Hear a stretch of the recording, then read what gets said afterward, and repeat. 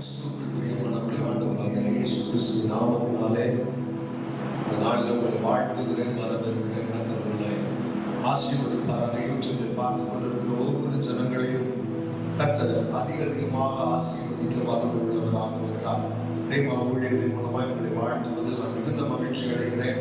கர்த்தர் உங்களை ஆசீர்வதிப்பாராக. ஒவ்வொரு வியாழக்கிழமை மாலை 6:30 மணி முதல் 8 மணி வரை நாம் இடது தேவனை ஆராய்ந்து கொண்டிருக்கிறோம். நீங்கள் அந்த நேரத்திலே சுற்று வட்டாரத்தில் நீங்கள் காணப்படுவீர்களானால் நீங்கள் கலந்து கொள்ளுங்கள். சபை பாகுபாடின்றி கடந்து வாருங்கள். நிச்சயமாக இந்த நாட்கள் உங்களுக்கு ஆசீர்வாதமாக இருக்கும். அதே போல உங்களுக்கு எந்த ஜெப குறிப்புகள் இருக்குமே ஆனால் கொடுக்கப்பட்டிருக்கிற எண்ணுக்கு நீங்கள் வாட்ஸ்அப் மூலமாகவோ இல்லை கால் மூலமாகவோ நீங்கள் அந்த ஜெப குறிப்புகளை தெரியப்படுத்தினீர்களானால் நிச்சயமாக நாம் இணைந்து ஜெபிக்க வாஞ்சையாக இருக்கிறோம். கர்த்தர் நம்முடைய ஜெபத்தை கேட்டு நிச்சயமாக நம்முடைய வாழ்க்கையில் விடுதலை கொடுப்பார் என்பது எந்த மாற்றமும் இல்லை. கர்த்தர் உங்களை ஆசீர்வதிப்பார். உங்களுக்கு தேவையானவர்களுக்கு எந்த ஜெப குறிப்புகள் இருந்தாலும் நீங்கள் பெயர் குறிப்பிட வேண்டாம் என்று நினைத்தால் நீங்கள் அதையும் குறிப்பிட்டீர்களானால் நாம் இணைந்து ஜெபிக்கிறோம். நிச்சயமாய் உங்கள் வாழ்க்கையில் வாசல்கள் திறக்கப்படும், போராட்டங்கள் மாறும். கர்த்தர் உங்களை ஆசீர்வதிப்பார், உங்களை பெருகப்படுவார்.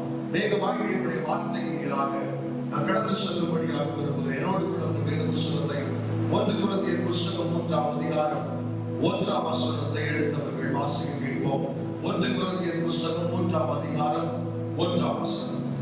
மேலும் சகோதரரே, நான் உங்களை ஆவிக்குரியவர்கள் என்று எண்ணி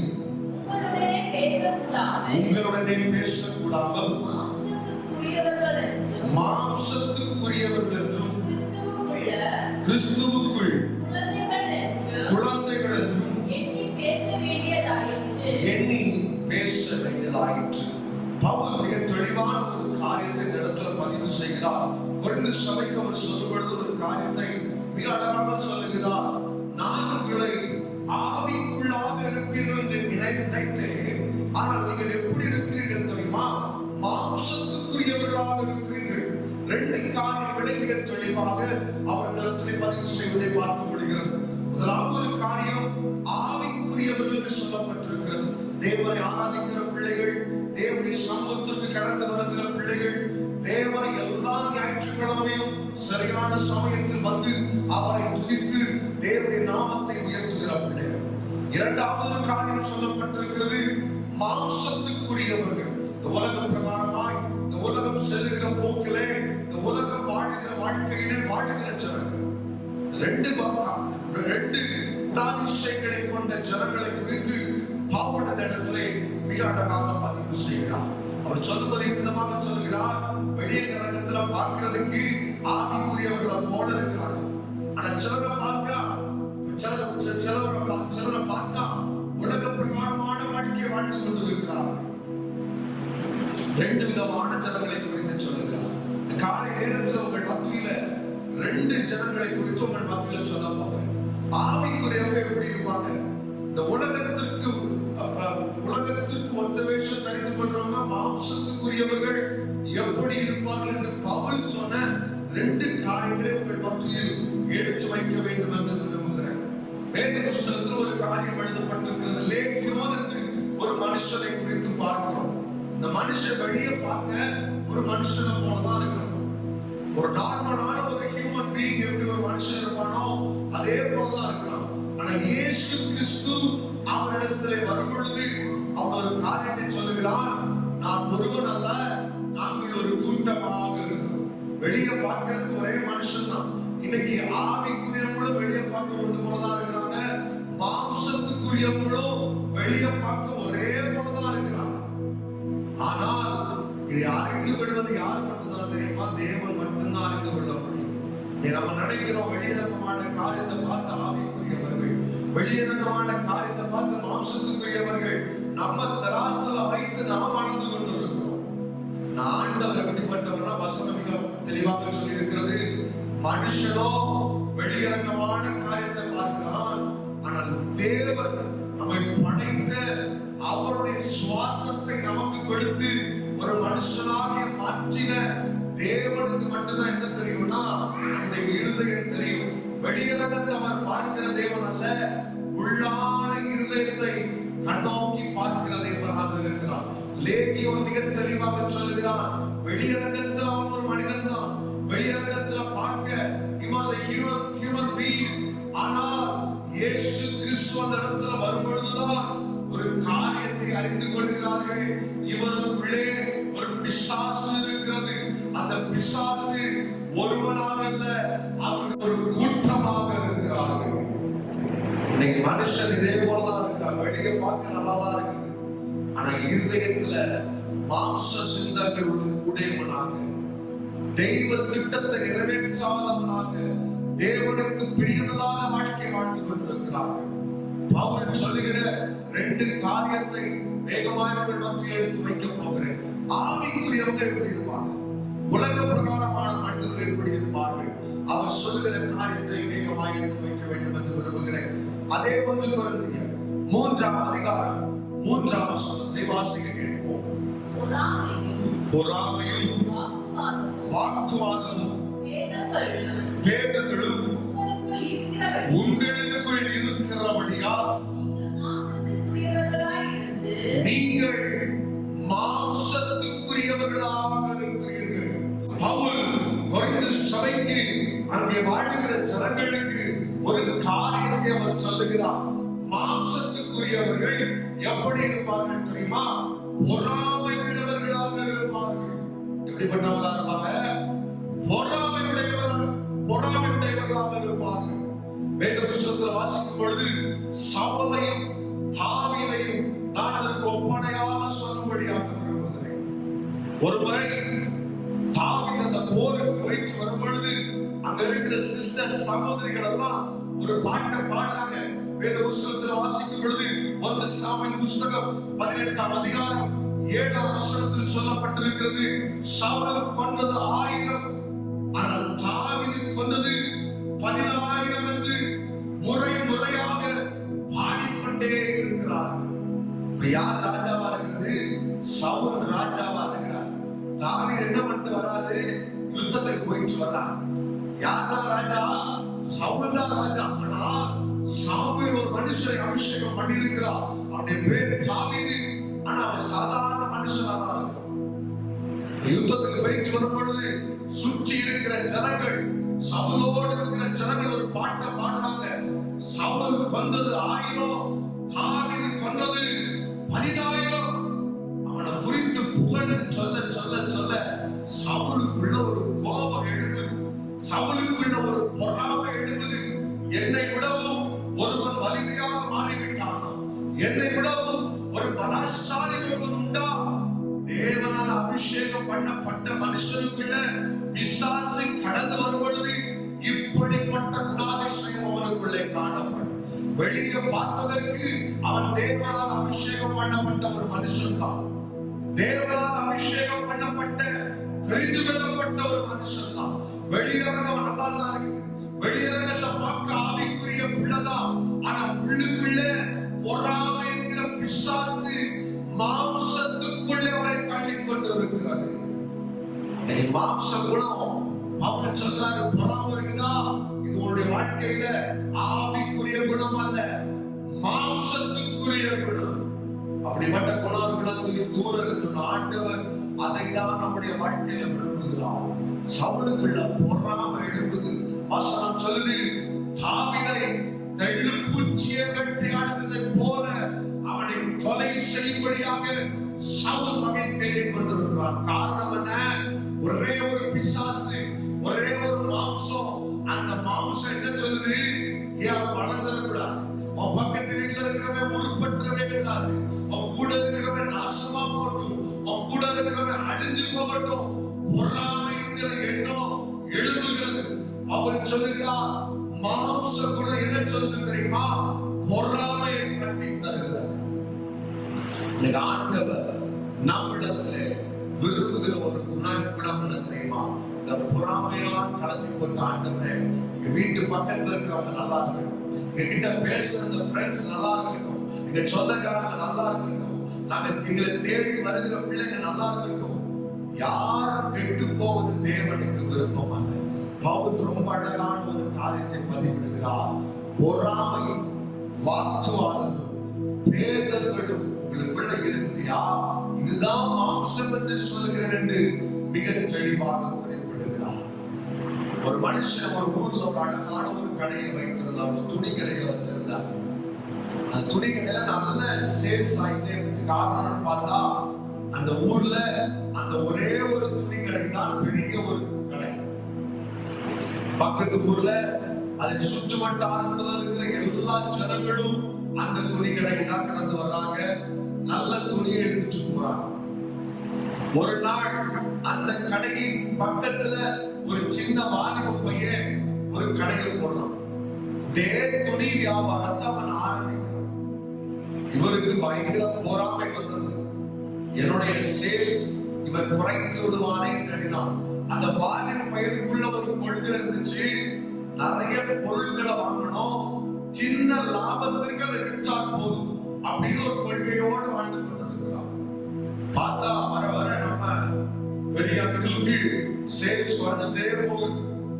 ஆனா அந்த வாலிப பையனுக்கு வர வர நாளுக்கு நாள் இவன் ஆசீர்வாதத்திலையும் ஆட்கள் கூட்டத்திலே செல்வாக்கிலையும் அவன் வளர்ந்து கொண்டே இருக்கிறான். பார்க்கும் பொழுது அவருக்கு பயங்கரமான கோபம், பொறாமையினால கோபம் வருகிறது. இப்படி செய்து விட்டானே, எனக்கு துரோகம் செய்து விட்டானே என்று எண்ணிக்கொண்டிருக்கிறார். முடிவெடுத்தார், சரி அவன் சின்ன கடை தானே வச்சிருக்கிறான், நம்ம ஒரு பெரிய கடையை கட்டுவோம்ட்டு அந்த ஊர்லயே யார் எதிர்பார்க்காத அளவுக்கு அவர் வருஷமா சம்பாதித்தத அந்த லாபத்தொழில கடைக்கு போட்டான். பெரிய கடையை கட்டினார், பெரிய துணி கடை. திறப்பு விழாவுக்கு சினிமா நடிகர்களை கூட்டு வந்தார். அப்பதான் ஆட்கள் கூட்ட வருவாங்க, எல்லாரையும் கூட்டு வந்தார். கூட்டு வந்து துணிகளை திறந்து வச்சாரு. விலை உயர்ந்த துணிகளை அந்த கொட்டோ கொட்டி வச்சிருந்தார். கடை ஆரம்பித்தார்கள். கடை துவக்க விழா மிக சிறப்பாக நடந்தது. ரொம்ப அழகா அந்த கடையை திறந்துட்டாங்க. திறந்த பிறகு சேல்ஸ் பண்ணணும், எல்லா துணியும் எப்படியாவது விற்பனை செய்யணும்னு ஒவ்வொரு நாளும் யோசிச்சுட்டே இருக்கிறாங்க. நாட்கள் போகுது போகுது போகுது, ஸ்டாக் எல்லாம் அப்படியே இருக்கிறது, ஒன்றும் லாபம் கிடைக்கவே இல்லை. அப்படி கடைகள்ல வைத்திருந்த துணிகள் அப்படியே கிடக்குது. இவருக்கு ரொம்ப சங்கடமா போச்சு. ஒரு நாள் முடிவு பண்றாரு, சரி 5000 ரூபாய்க்கு நம்ம பொருட்களை விற்கிறதுக்கு போட்டிருந்தோம், நம்ம வாங்கினது 2000 ரூபாய்க்கு தான், 2500 ரூபாய்க்கு வித்து ஒரு 500 ரூபாய் லாபம் பார்ப்போம்ட்டு முடிவெடுக்கிறார். எப்படியோ எல்லா துணிகளையும் வித்து முடிச்சுட்டார். வீட்டுக்கு வராரு, ஒரு பேப்பர் எடுத்து கணக்கு போடுறார். வாங்கினது எவ்வளவு, வித்தது எவ்வளவு, எவ்வளவு லாபம்னு பார்த்தா மறுபடியும் நஷ்டத்துக்குள்ள விழுறார். பயங்கர கோபம், பயங்கர பொறாமை, அவனை எப்படியாவது அழிக்க வேண்டும் என்று திட்டம் தீட்டினார். கொஞ்சம் கூலி படைகளை எடுத்தார். கொஞ்சம் ஆட்களை பார்த்து சொன்னாரு, ஐயா கொஞ்சம் காசு தாரு, அவன் துணி கடையில போயிட்டு தீ வச்சிருக்க, நாசமா போட்டு ஒரு காரியத்தை செய்யறான். இந்த கூலி படைகளும் போறாங்க, தீ வைக்கிறாங்க. அந்த சின்ன பையனுடைய வாலிப பையனுடைய துணிகளை தீப்பற்றி எரிக்கிறார். இந்த வாலிப பையன் வந்து யோசிக்கிறான், ஏன் கடையில தீ பிடிக்கிறதுக்கு எந்த சாத்தியமும் இல்லையே, எப்படியாவது கண்டுபிடிக்கிறது. போலீஸ் கிட்ட ஓடுறான், எஃப்ஐஆர் ரிப்போர்ட் கொடுக்கிறான், ஐயா என் துணி கடையை எரிச்சு விட்டாங்க, அதை கண்டுபிடித்து தாருங்க. போலீஸ்காரன் தேடுறான், அந்த கணவனை கண்டுபிடிக்கிறான். அவன் விசாரிப்புல கொடுத்த சாப்பாடுல அந்த திருட்டு பையனை உண்மையை சொல்லிட்டான். என்ன சொன்னா, ஐயா இந்த பெரிய ஜவுளி கடைக்காரன் தான் இவனை அழிக்கும்படியாக எனக்கு திட்டத்தை போட்டு கொடுத்தான் அப்படின்னா. நேரம் முடிச்சுட்டு வந்தாங்க பாருங்க. அந்த ஊர்ல தன்னுடைய மானத்தை, மரியாதை, சொத்தை இழந்து நடுரோன்னு தள்ளப்பட்டார். காரணம் என்ன தெரியுமா? பொறாமை. அடுத்தவன் வாழ்ந்துடக்கூடாது, அடுத்தவன் உயர்ந்த இடத்துல வந்துடக்கூடாது, நான் மட்டும் வளர்ந்துட்டே போகணும், நான் மட்டும் உயர பார்க்கணும், நான் மட்டும்தான் அப்படி இருக்கணும், நான் மட்டும்தான் இப்படி இருக்கணும். என கருமையான தெய்வ பிள்ளைகளே, பவுல் ரொம்ப அழகா சொன்னார். 2 விதமான ஜனங்களை குறித்து அவர் சொல்லுகிறார். ஆவிக்குரிய ஜனங்கள், மாம்சத்திற்காக வாழ்கிற ஜனங்கள். நாம் ஆவிக்குரிய ஜனங்களா, மாம்சத்திற்குள்ள ஜனங்களா என்று என்று எண்ணுகிற ஒரு சூழ்நிலைக்குள்ளே கடந்து வந்திருக்கிறோம். சபைக்கு தான் வர்றோம், தேவனை தான் ஆராதிக்கிறோம், தேவனை தான் மகிமை பாராட்டுகிறோம். ஆனா வெளியே போனா இருதை என்ன சொல்லுது தெரியுமா? அவன் கார் வச்சிருக்கிறான், அதை விடவும் பெரிய கார் வாங்கணும். அவன் வீடு வச்சிருக்கிறான், அதை விடவும் 10 வீடு நான் கட்டணும். அவன் இதை செஞ்சு வச்சிருக்கிறான், இதை விடவும் பெரிய காரியங்களை செய்யணும்.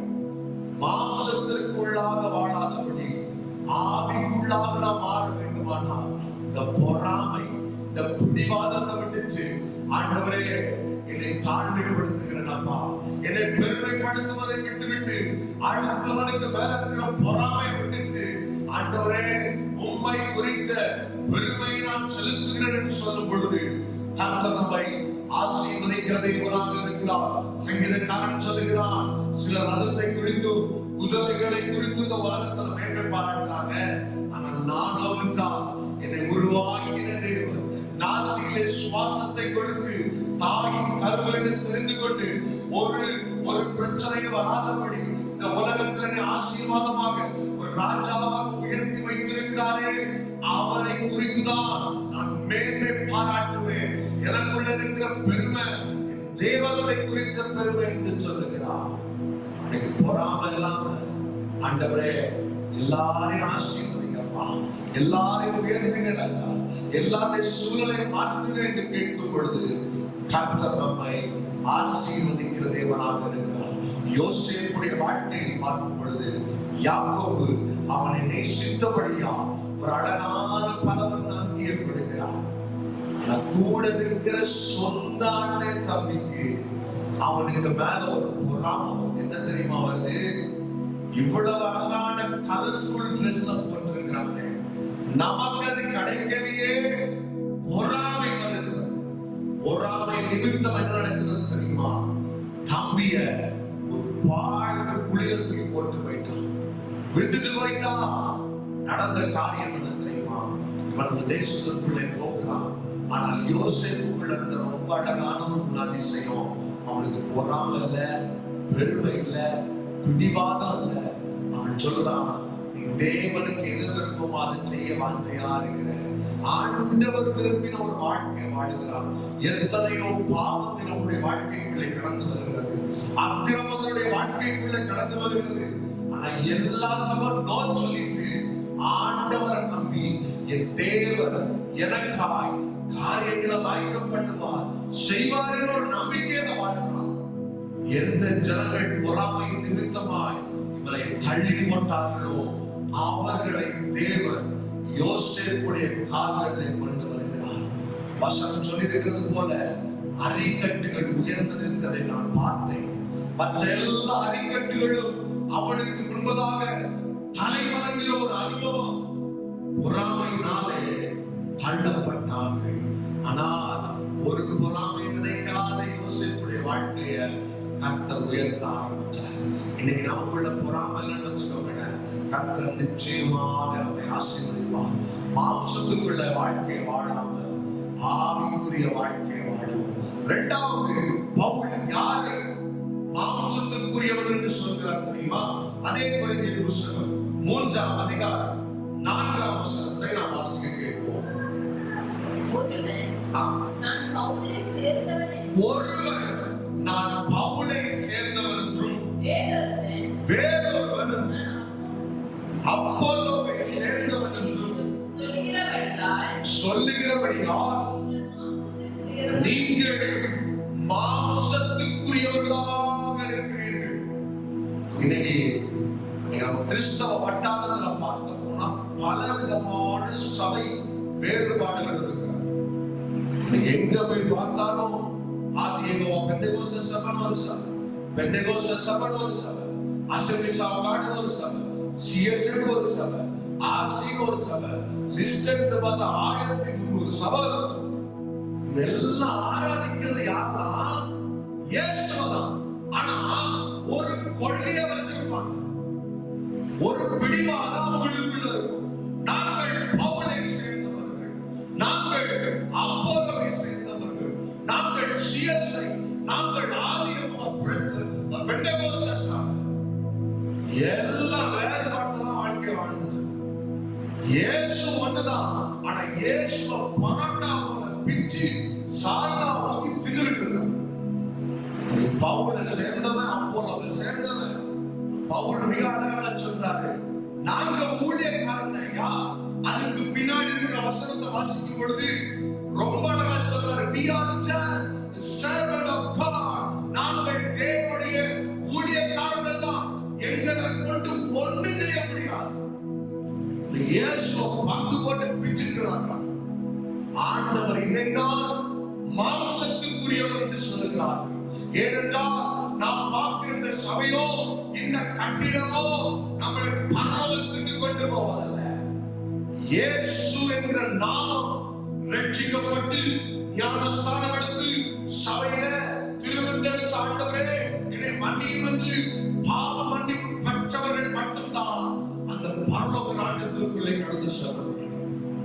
வேறுபாடுகள் சபை இங்க இருந்தாங்க போயிடக்கூடாது, அங்க இருந்தாங்க போயிட்டா பாவம், இங்க இருந்தாங்க போயிட்டா சாபம். ஆண்டவர் ரொம்ப தெளிவாக பேசிக் கொண்டிருக்கிறார். மிக அழகாக பவுல் சொல்லுகிறார். ஒரு கூட்டம் சொல்லுது, நான் பவுலை சேர்ந்தவனா.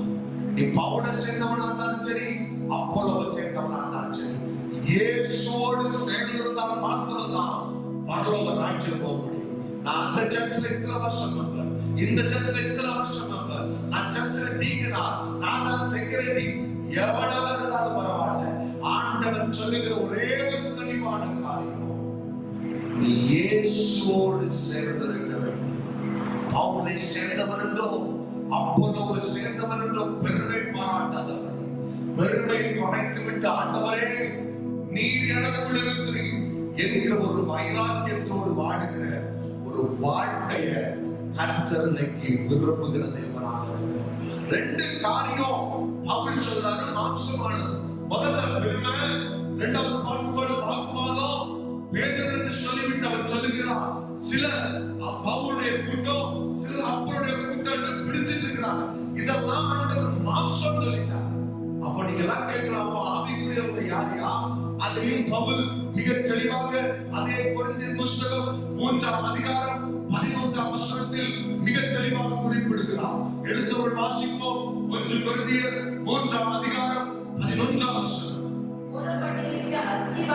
போடப்பட்டிருக்கிற அஸ்திபாரமாகிய இயேசு கிறிஸ்துவை அல்லாமல் வேறு அஸ்திபாரத்தை போட ஒருவனாலும் கூடாது. இன்னைக்கு சிஎஸ் அஸ்திபாரம் அல்ல, பெந்தேகோஸ்தே சபை அஸ்திபாரம் அல்ல, ஒரே ஒரு அஸ்திபாரம் இயேசு. இன்னைக்கு மனுஷன் பிரிச்சு பிரிச்சு வச்சிருக்கிறனாலதான் பிரச்சனை. இயேசு என்கிற அஸ்திபாரத்திற்கு மேல எந்த விசுவாச பிள்ளை, எந்த தேவனுடைய பிள்ளை தன்னுடைய வாழ்க்கையை கட்டி இருக்கிறானோ அவருடைய வாழ்க்கையை தான் ஆண்டவர் சொல்றாரு, நீங்கள் ஆவிக்குரியவர்கள், you are spiritual people. ஆண்டவர் நமக்கு ஒரு நல்ல கண்ணை கொடுத்திருக்கிறார்.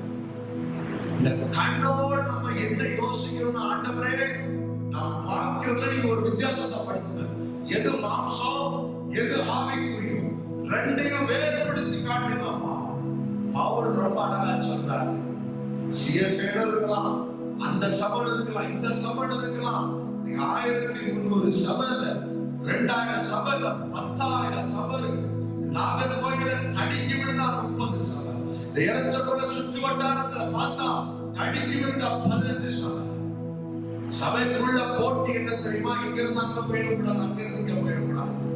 ஆண்டவர் கடந்த ஒரு வாரத்துல என்னோடு கூட பேசுகிற காரியங்கள் தெரியுமா? ஆண்டவரை பார்த்து கேட்கிற, ஆண்டவரே என் சபையில 7 ஆட்கள் குறைவாக இருக்க வேண்டும். ஒரு நாள் காலையில இதே இடத்துல முட்டக்கால போட்டு போன வாரம் 3 நாட்கள் கன்வென்ஷன் இருந்தபடினால தேவனுடைய சமூகத்துல வார்த்தைக்காக காத்து கொண்டிருக்கும் பொழுது ஆண்டவர் என்னோடு பேசின, அவர் தத்துவமாக பேசுகிற ஒரு காரியத்தை சொல்லுகிறேன். ஒரு வார்த்தை எனக்குள்ளே ஆண்டவர் போட்டார், நீ தத்தெடுக்க விரும்பாதே, பெற்றெடுக்க விரும்பு என்று சொன்னார்.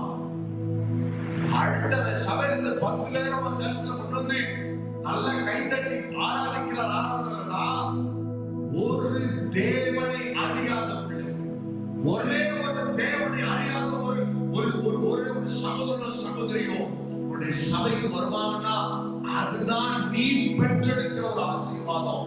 அந்த ஆசீர்வாதம் உனக்கு தரணும்னு விரும்புறேன் அப்படின்னா அன்னைக்கு முடிவெடுத்த ஆண்டவரே, யார் மாறாட்டாலும் பரவாயில்ல, என் பிரசவம் இனி இருதயங்களை அசைக்கிறதாக மாறட்டும்.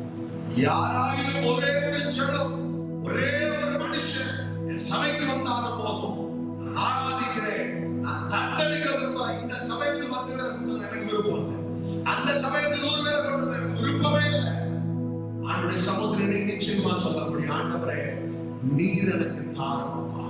அவர் தான் சொல்றாரு, என் சரீரம் செத்து போனது, சாவுடைய கர்ப்பம் செத்து போனது, ஆனால் என்னுடைய விசுவாசமோ பலனுள்ளதாக இருக்கிறது. என்னுடைய விசுவாசம் ஆண்டவருக்குள்ள ஏன் பலனுள்ளதாக இருக்கிறது தெரியுமா? ஆண்டவர் போட்ட ஒரே ஒரு வார்த்தை, தத்தெடுக்க நான் விரும்பவில்லை, பெற்றெடுக்க விரும்புகிறேன். இன்னைக்கு ஆண்டவர் உங்களை அப்படிதான் மாற்றும்படியாக விரும்புகிறார். ஆவிக்குரிய ஒரு கூட்டமாக தேவனுடைய பாறை, தேவன் என்கிற விசுவாசத்திற்குள்ள, இயேசு என்ற நாமத்திற்குள்ள கட்டப்படும் பொழுது ஆண்டவர் உங்களை வேறு மனுஷனாக மாற்றுவார், சூழ்நிலையை மாற்றுவார், நெருக்கங்களை மாற்றுவார். பவுல் ரொம்ப அழகான ஒரு கண்களோடு, ஒரு அழகான ஞானத்தோடு, தேவ பிரசன்னத்தோடு கொரிந்து சபைக்கு 2 காரியங்களை அவர் விவரித்து சொல்லுகிறார். Who are spiritual people? யார் ஆவிக்குரிய ஜனங்கள், யார் மாம்சத்துக்குரியவர்கள்? மிக அழகாக வாசிக்கும் பொழுது இந்த வீட்டில இருந்து வாசிங்கள். கொரிந்தியர் புஸ்தகம் 1ஆம் அதிகாரத்துல 1 வசனத்திலிருந்து 11ஆம் வசனம் வரை மிக அழகாக ஒரு பொருளையாக சொல்லுகிறார். ஒரு ஆவிக்குரிய மனுஷனுடைய வாழ்க்கையில எப்படிப்பட்ட அனுபவம் இருக்கணும்? பொறாம இருக்கக்கூடாது. பொறாம இருக்குன்னா தேவன் இல்லை என்று அர்த்தம். நான் ஏற்கனவே சொன்னது போல லேகியோன் வெளியே பார்க்க மனுஷன் தான், ஆனா உள்ளுக்குள்ள ஒரு அசுத்தாவி. சவுல வெளியே பார்க்க ஒரு ராஜா தான், தேவனால தேர்ந்தெடுக்கப்பட்டவன் தான், ஆனால் உள்ளுக்குள்ளே ஒரு அசுத்தாவி. யோசேப்பு உடைய சகோதரர்கள் ஒரு அருமையான தகவனுடைய பிள்ளைகள் தான். யாக்கோபு தேவனால் ஆசீர்வதிக்கப்பட்டவனுடைய பிள்ளைகள் தான், ஆனால் அவர்களுக்குள்ளே ஒரு அசுத்தாவி, பொறாமை என்கிற அசுத்தாவி வந்தது. இன்னைக்கு அசுத்தாவி நமக்குள்ள இருக்கும். ஆண்டவரே, அதை எடுத்து வெளியேற தகப்பனே. இனி இப்படிப்பட்ட எண்ணத்தோடு நான் வாழ்வதில்லை தகப்பனே, உமக்கு பிரியமான வாழ்க்கையை வாழுகிறேன். ஒப்பு கொடுத்து பாருங்கள், கர்த்தர் நம்மை ஆசீர்வதிப்பார். 2வது மிக அழகான ஒரு வார்த்தையை அவர் சொல்கிறதை நாம் பார்க்க முடிகிறது. ஒருவர் நான் பவுலை சேர்ந்தவன் என்றும், வேறு ஒருவர் நான் அப்போலோவை சேர்ந்தவன் என்றும் சொல்லிக் கொண்டிருக்கிறார். நான் அங்க சேர்ந்தவன், நான் இங்க சேர்ந்தவன், நான் அப்படிப்பட்டவன், நான் இப்படிப்பட்டவன் சொல்றதை மறந்துட்டு நான் ஆண்டவருக்குரியவன், நான் இயேசுவுக்குரியவன், அவருக்குள்ளே நான் பிறந்திருக்கிறேன், என்னுடைய வாழ்க்கை அவருக்குள்ள புதிய மனுஷனாக்கப்பட்டிருக்கிறது என்று சொல்லுகிற அனுபவத்திற்குள்ளே கடந்து வருகிறோம். 3வதாக யார் ஆவிக்குரியவர் என்று பார்க்கும் பொழுது, ஆண்டவராகிய தேவனுக்கு மேல, கற்பாறையான இயேசுவின் மேல நம்முடைய அஸ்திபாரம் கட்டப்படுமையானா, ஆண்டவரே உங்களுக்கு மேல என் வாழ்க்கை கட்டுறப்பா, உங்களுக்கு மேல என் குடும்பத்தை கட்டுறப்பா. சபைக்கு மேல கட்டாதீங்க, ஊழியக்காரருக்கு மேல கட்டாதீங்க, சுற்றி இருக்க மனிதருக்கு மேல வாழ்க்கை கட்டாதீங்க, எந்த மனுஷனை நம்ப வேண்டாம், ஆண்டவரை மட்டும் நம்பி, ஆண்டவரே இந்த பேஸ்மெண்ட் இயேசு கிறிஸ்து, இதுக்கு மேல என் வாழ்க்கை கட்டுறேன், என் குடும்பத்தை கட்டுறேன்னு சொல்லி பாருங்க. வர வர வர தாவீது விருத்தி அடைந்தது போல கர்த்தர் உங்களை விருத்தி அடைய பண்ணுவார், ஆசீர்வதிக்கப்படுவார், உயரத்திலே கொண்டு வருவார், கண்ணீரின் நாட்களை மாற்றுவார், வேதனை நாட்களை மாற்றுவார், போராட்டத்தின் சூழ்நிலைகளை மாற்றுவார். நிச்சயமாய் விடுதலையின் அனுபவத்திற்குள்ளே உங்களை கொண்டு வர கர்த்தர் வல்லமை உள்ளவராக இருக்கிறார். நாம் இருக்கிறதிலே